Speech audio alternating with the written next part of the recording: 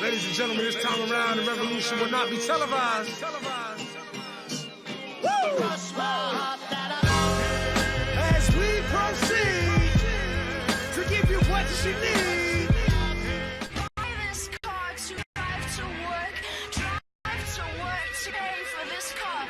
Buy this car to drive to work.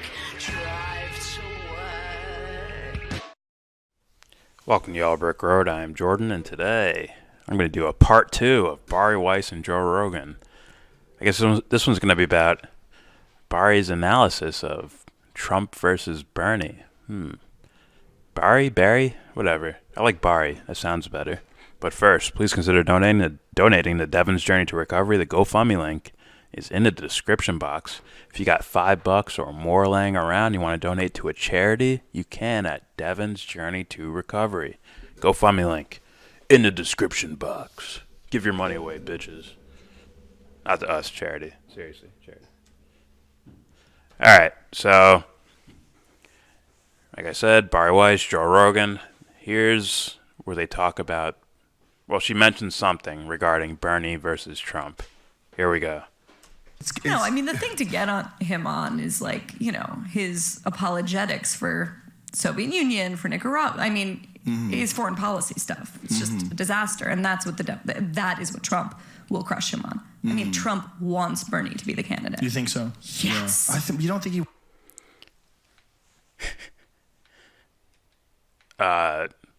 It's almost like me and Bari live in two different realities.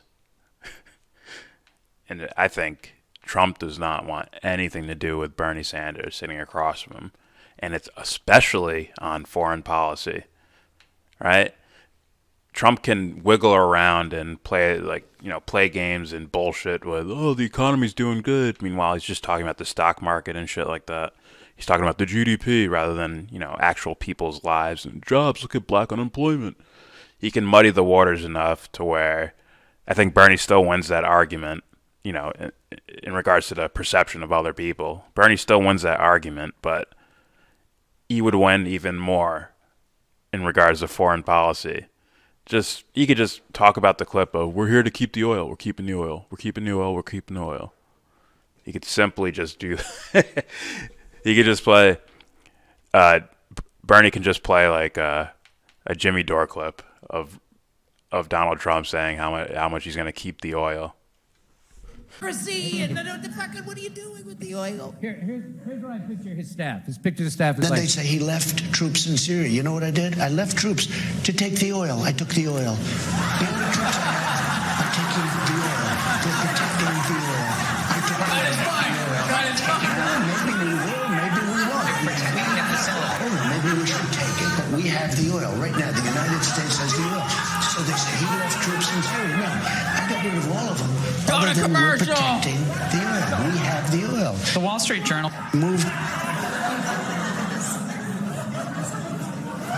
He won't stop fucking saying it. See, that's all Bernie needs, and he would wreck Trump on foreign policy. If Trump somehow wiggled away from that, there's all these others all over the Middle East. The Yemen bill that Bernie co-sponsored to get our U.S. support out of Saudi Arabia, the Iran shit that Trump pulled off, the Syrian shit.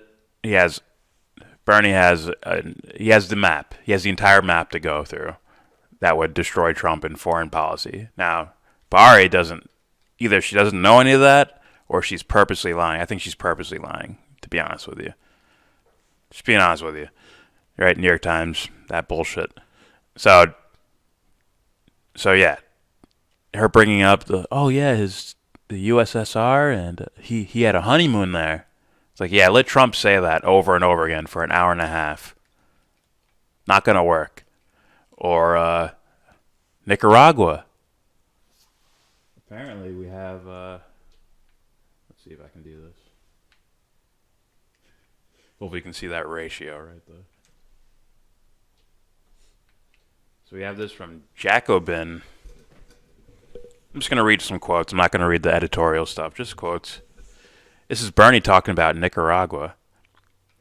Let me just say, I plead guilty to throughout my adult life doing everything that I can to prevent war and destruction.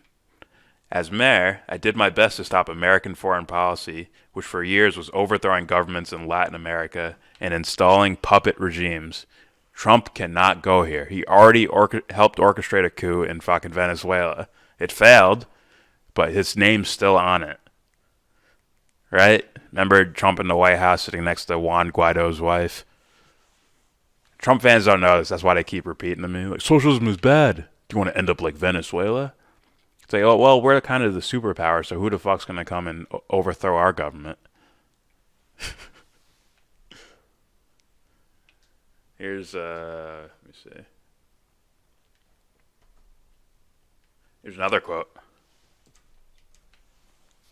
This issue was, should the United States continue a policy of overthrowing governments in Latin America and Central America? I believed then that it was wrong, and I believe today it was wrong. Trump can't bring up South America or Latin America. He can't bring up Nicaragua, because Bernie got it right. The freak? So, Bari, once again, no idea what she's talking about. That ratio that I'm talking about here, a lot of people said I gave up in the first 3 minutes. I just left a thumbs down and then left. Like, people aren't even listening to the information. They already just distrust her. Like, they watch, like, the first 10 minutes. They're like, this is horseshit. And, all right, thumbs down, I'm out. Or, no response, I just leave. It's fucking stupid. This person has already been caught lying on your channel. Caught trying to smear someone. You had Jimmy Dore on telling you, the New York Times, you can't trust them. Like, they're full of shit. They fucking sell wars. Then you have someone basically selling a war right in front of you.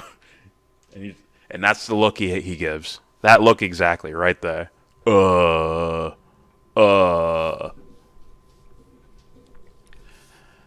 know Rogan calls himself, like, I'm a dumb guy, man.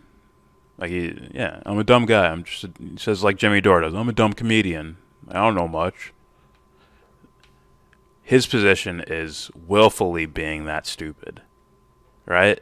What do you show on Instagram? His fucking IQ score? What's your excuse, Rogan?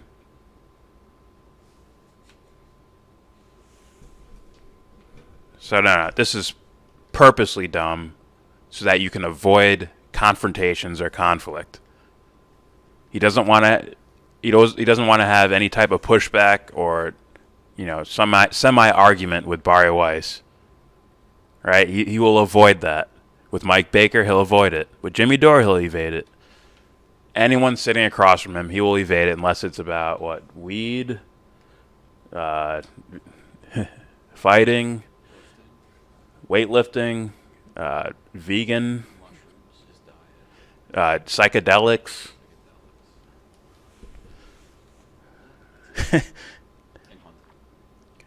In the same video, he talked about, I've read like 5 books on Native Americans in the past 3 months.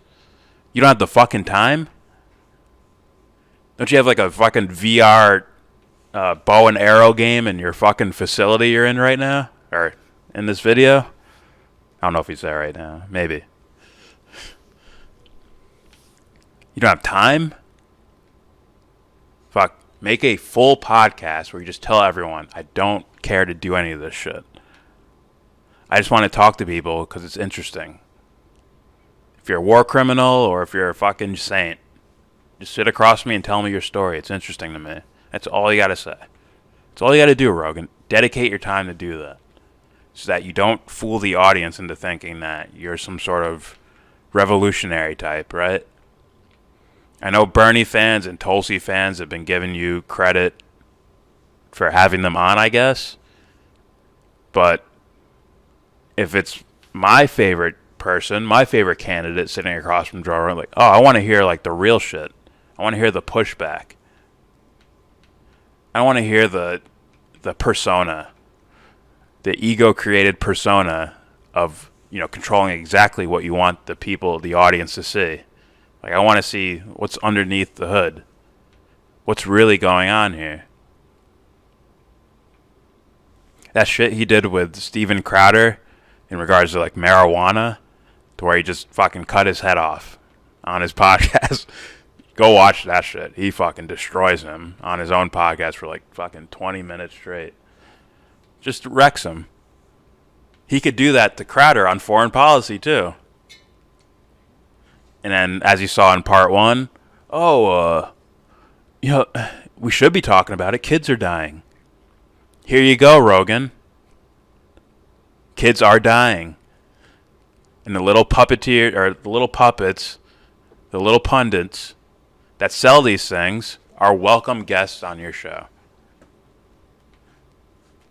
The Bari Weiss, the Sam Harris, the Mike Bakers, the Jocko Willink, the Bill Maher's. Holy shit. You can do it. I saw your IQ score, man. You could do it. That means smart, doesn't it? That number means smart.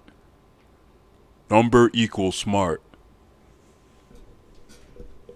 If I can show that shit. Alright, that's it for me. I'll be back for another part of this shit. Part 3, I guess. So until then, subscribe if you like. Comment, agree, disagree. Tell me what you think. Is Rogan just that dumb? Is he willfully that dumb? Is he a part of it? Is he a creeper? I don't think he's a creeper. I think he's just purposely stupid because he's afraid of conflict or, any type of negativity. It's funny, he makes fun of Marianne Williamson. The crystal lady? Crazy. Or he makes fun of the New Age shit. Yeah, man, peace and love everywhere. So stupid, so silly. God, science, God. Makes fun of those people. And yet, look how he lives. Gotta get rid of negativity, man. Can't read those comments, man. It's like, where are your crystals at, son?